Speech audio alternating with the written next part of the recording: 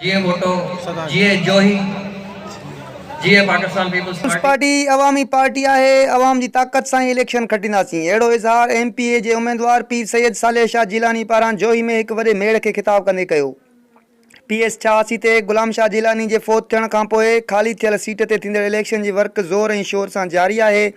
7 नवंबर ते थींदड़ ज़मनी चूंड के हवाले से मुख़्तलिफ़ उम्मीदवारनि पारां वर्क तेज़ कई वई है।